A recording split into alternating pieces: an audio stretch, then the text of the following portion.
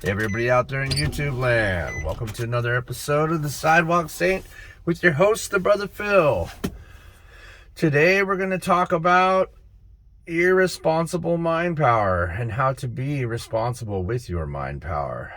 Now, I have a couple friends here and there in the YouTube community. I think I irritate them a little bit because I call them out on their stuff. And I've been called out on mine too. Let's just get real with this, because I'm not that person. I'm not pointing any fingers. But I ran into this thing where this lovely, wonderful, sweet lady who teaches as I do, except for I teach self-mastery. I'm not sure exactly what she teaches. Anyways, her YouTube was how to make people think about you. Now let's just put that in perspective for a second. So you're going to use your mind power to force someone to think about you. Now, does that sound right to you? It doesn't sound right to me. Now, I'm living in divine timing right now, the best I can. I'm not, I'm not perfect for sure. But, oh my God, it's working. And so what I've learned is the allowance of things to happen. You allow things to happen. Let's put it this way. Everything I've forced into being has become my worst nightmares. And let me tell you, I could write 10 books and they'd all be bestsellers, but they would be in the horror section. Anyways, my point being, you don't force people to think about you. It's going to have adverse outcomes. You can't do that. It's irresponsible mind power. That's what that is. If you're doing a meditation to make someone think about you, it's just not right. You should allow what is to come. And through that, you can allow divine timing, because they're going to think about you. You don't need to make them think about you. Anyone that you've known that's had any impression on your life at all, or any interaction whatsoever, you'll come through their mind now and again. It's just a thing. It's subconsciously even it'll happen. The point being, though, you cannot, let's put it this way. I don't want to be mean about this, but I'm going to say what is true. What I know is a fact. The fact is this. If you want to really get into it, the dark ones, let's just call them that, right? Whatever. I'm not going to get into conspiracies. But they force you to think about things that you don't like, things that are uncomfortable.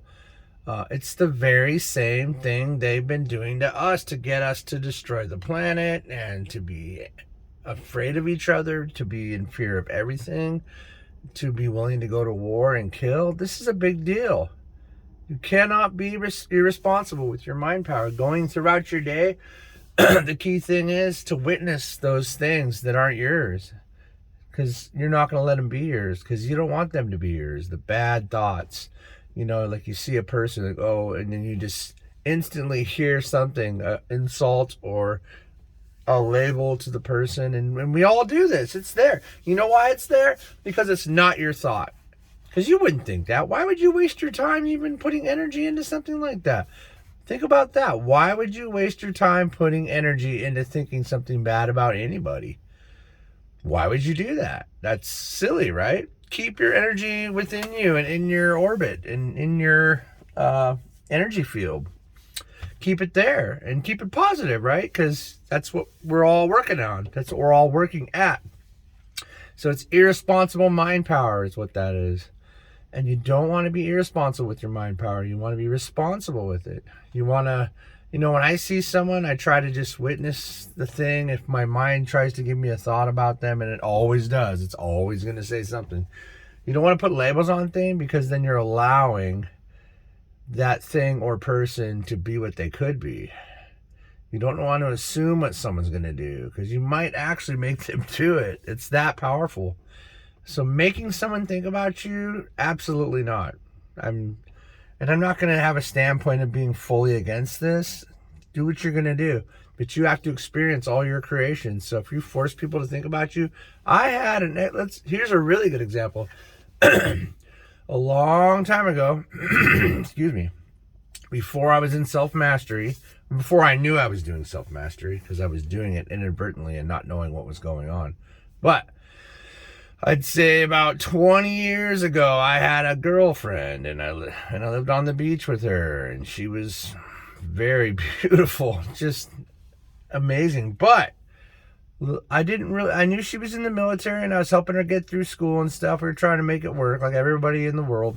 And I didn't know that her specialty was psychological warfare, psychological interrogation. And she thought she was sneaky, trying to use that on me.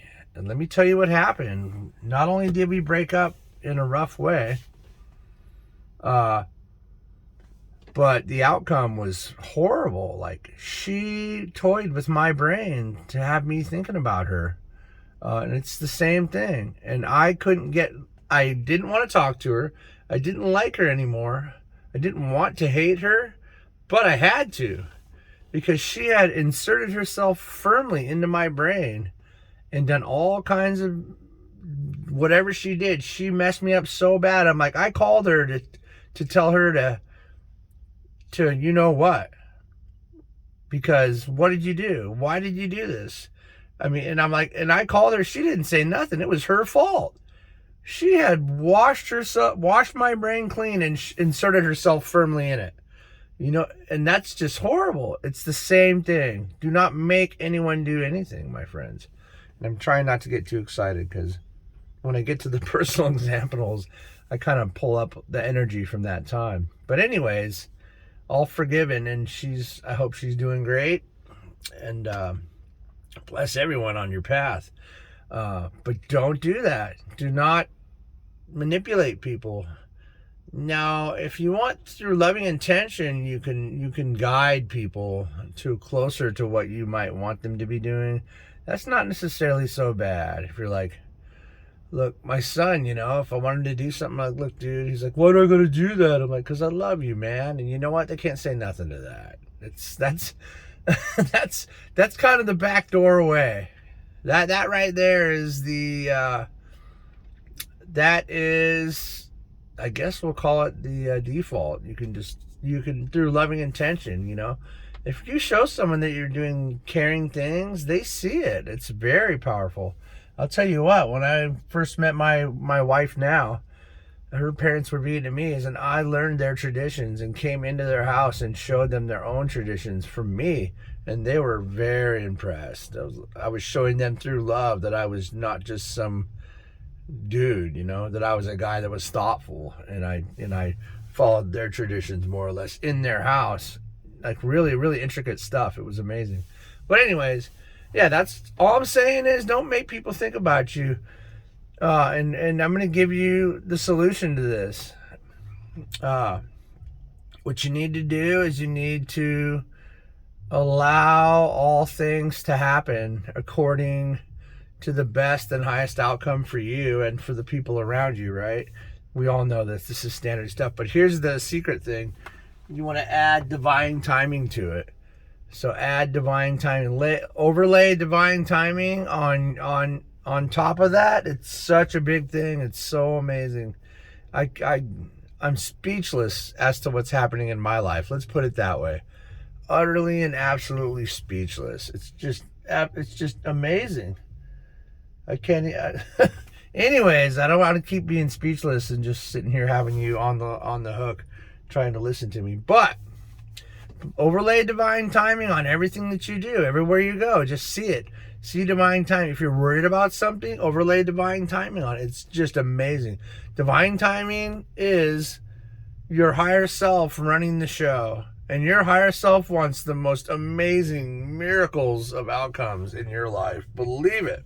Oh my God. It's incredible. Like I said, I'm speechless. So you deserve it, and you are beautiful. And don't force people to think about you. It's a ridiculous concept.